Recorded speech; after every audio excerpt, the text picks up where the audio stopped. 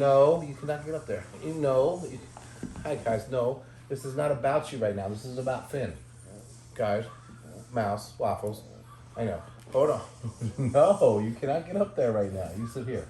Sit right there, okay? Oh, sorry, Luce. That was Daddy. Oh, waffles. Oh. Hi, guys. Sorry for the delayed introduction. It's been a long time coming. I wanted to introduce you guys to Finn. And there's a reason that this is Finn. This is not Finn. This is not Finn, but they're all here. Waffles. I know. Waffles. Hold on. Oh. Sorry. So we're talking about Finn here. Not anybody else, although everybody's here for, I guess emotional support. So what's the story on Finn? What's the backstory? Since we've gotten rid of the messenger and we've gone straight to emails, it has weeded out so much BS, it's not even funny.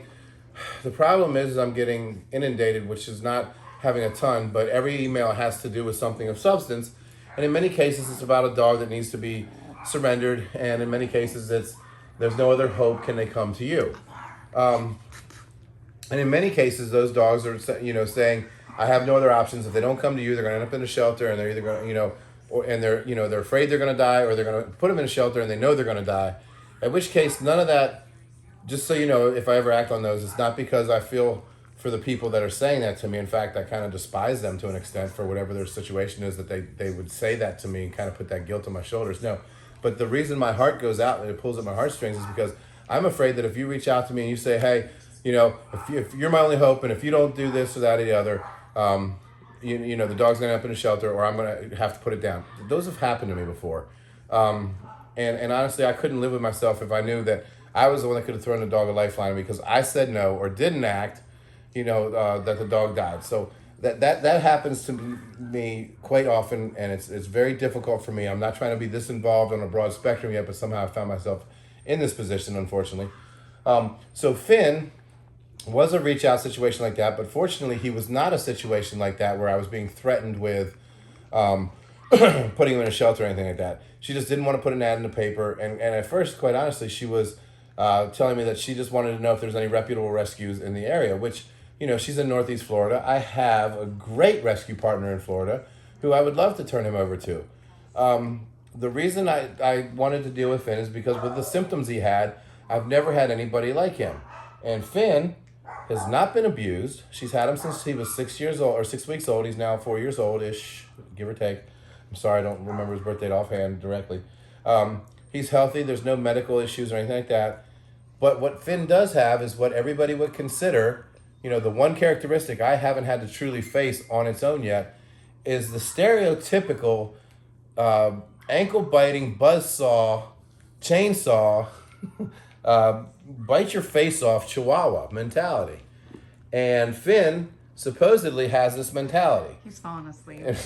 Finn, live up to your reputation, man. I hope if his previous owners watched it, please don't get mad at me for this. It's not my fault. He's not.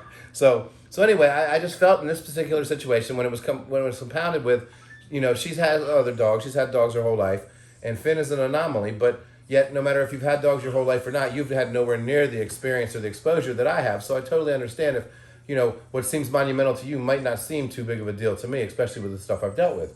So in this case, I kind of felt like a combination of things. Number one, I felt one of the things that she had done is take it to the dog, and then the doctor, and the vet literally had this dog on Prozac to curb his behavioral conditions. And his conditions were not all the time. His conditions were mainly like when she would leave, it was severe separation anxiety to the point where he would literally, yeah, I'm sorry, we have to really get in here to get him. Way to go, Finn. He's asleep. She would literally go to leave, and he would rip at her clothes. He would bite at her. He would become completely vicious. And obviously this is separation anxiety. And I wish I'd actually talked to her and said, hey, listen, because you love him so much, at least try my CBD products first and see if that helps out. And I didn't think of that. And then I even told her when I met her, I wish I'd have done that just as a last-ditch effort before he came, because I know it was very hard for her and the family to let him go. But I also wanted to see, okay, here we are. I can help people with special needs dogs, but what about the vast majority out there that just have normal Chihuahuas or want a Chihuahua or have heard about Chihuahuas, and the stigma about how they're ankle biters and they're just nothing but yap, yap, yap, and they're a pain in the ass and they don't like anybody and all the bad things that Chihuahuas are said. So why don't I take one that's normal, supposedly, and just see what I'm dealing with. Like, this is kind of a social experiment for me. I'm trying to learn as I go. I'm trying to educate myself from firsthand experience. So what I found out from Finn is that he does, to an extent, suffer a little bit of that. He likes to have people around. Fortunately for him coming here, there's always going to be somebody around, which is great. He is territorial at certain times, especially in bed. Many of them are. They all have their own little spots, and you don't want to get near them, or there's a little bit of ground and everything. But what I found out from Finn is that all of these issues, honestly, are quite minor. And so I think in the future, not only do I need, I'm slowly learning on how to work with those issues, but I think educationally speaking, in the future, I need to somehow put it out there to folks on a regular basis how to deal with these behavior issues by technically kind of not dealing with them. There's a ways around, instead of having to train and having to force and having to make the dog do what you want. It's more of a partnership where the dog feels comfortable enough to not have those issues versus let me train the dog to get through these issues. It doesn't work that way. Okay, you're master and servant. Okay, great. Is there a mutual respect in that, as far as a mutual admiration in that, to where the dog actually would want to do something or feels comfortable enough to do something just simply because they're happy and in love? I think there's a huge difference between that. So that's what we've been working on with Vin. He has been amazing to everybody. I have not once seen him, now I've seen him follow us to the door, but I've not once seen him actually try to bite or try to nip at somebody or go off on them simply because they're leaving the room or leaving the house. Like I said, when he's excited and he's having his time with you and there's other dogs in the room, yeah, he'll get a little possessive when he's closer to you and everything. But you would be amazed. Maybe we'll get this on tape sometime soon. You'd be amazed how the other dogs handle him. Just in bed last night, I had all of them in there. Finn was one of them. And Peanut, of all people, he's on my neck here. Peanut comes up, and Finn starts in on Peanut. And you know what Peanut does? Peanut, just typical Thor move. Peanut just ignores him, keeps on doing what he's doing. For a moment, lets out a little guttural growl without even making eye contact, and just let Finn know, hey, this isn't going to stand. So, one of the things we can say is that these kind of dogs are definitely not meant to be lone dogs. I know. So, poor Mouse, that's all she wants to do. We're going to get this one a salt lick. But these kind of dogs, if you ever have an issue like that, where you've got a dog that's high anxiety with separation, issues, well, maybe maybe you need another dog. Maybe they're pack animals, they're community animals, they're social animals. They need to know that as much as they love you and care about you, you're not the only. Sorry about that. We were interrupted with a phone call. Can't control everything. But sorry. So we're gonna have to place this together. But what I was saying is, most of these guys here are daddy's boys and girls. But at the same time, and we make fun of Connie from time to time because certain ones just pretend not to like her. We showcase that when they have their little territorial things with her, even though they all do love, adore, and trust her. But we've built this whole family thing where they know they can all trust her too. So I'm not their only person. I'm not their one and only, and I don't mind sharing that. Like, I don't want them. I mean, I love the fact that I'm daddy and I'm special, as every Chihuahua owner should have. But you should take the time to actually socialize and allow your dogs to explore and be happy and get to know people and let them know that it's okay. Because as we've continued to evolve on this, we've actually had volunteers and staff members come on board now, to where, like, when we have and they spend so much time here and they've gotten to know and love the dogs, and the dogs trust them too. So they know that, hey, if I'm not around, they can fall back on Connie. If Connie's not around, they can fall back on Margie, Sherry, Tara, anybody.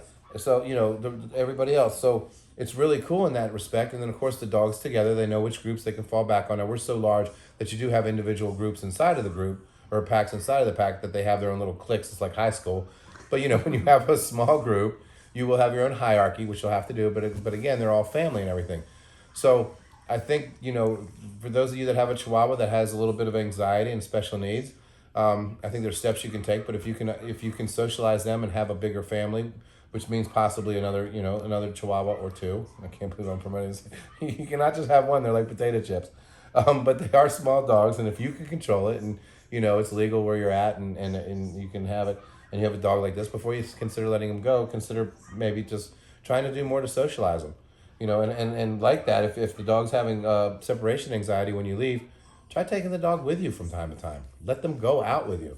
That's one thing I absolutely love, is walking the dog down the street, letting them see the rest of the world, letting them see people, taking them to stores that are pet friendly, restaurants that are pet friendly. So long story short, Finn was not a guilty pleasure, but a social experiment, learning experience. He's awesome. He's here now. I promised his mom, as with many of them, you say, oh, well, this one's not too terribly off, Bobby. Why is this one here forever? Well, it's simply because I gave my word to somebody. Whether it was before the sanctuary started, whether it was after it started, we never thought we'd get to the point we are now. And as we continue to grow, I have to continue to manage it. But at the same time, in my back of my mind, I can't. I know I can manage it, but I always keep in the back of my mind that I cannot take back promises that I've made to people, or commitments that I've made to these guys. So I've made a commitment here with Finn. I got a lot of work to do with him, and I think we're going to showcase, over time. We're going to showcase when little things come up where he's got his little Finn attitude, which is a normal Chihuahua attitude for whatever reason. And we're going to watch how you diffuse it. I'm not saying I'm a teacher or anything like that because I really don't know how. I mean, I'm going to go, Finn, knock it off. I mean, but you watch how each situation unfolds, and maybe I can learn, you guys can learn, and everybody can, get to know the breed a little bit better so that they're not so mysterious, so that they're not so misunderstood. So that's Finn. He does have a purpose here. So, and other than that, he does have one other purpose, and that's to sleep on my pillow right next to my head, creating this heater to where it's like I have a heat mask on my head every night. It's the most miserable thing ever. But that's his job here. So that's his purpose in life. So welcome Finn to the island. And as you can see, he's definitely, he's definitely a problem. So he's doing great. That's his reason. Thank you so much.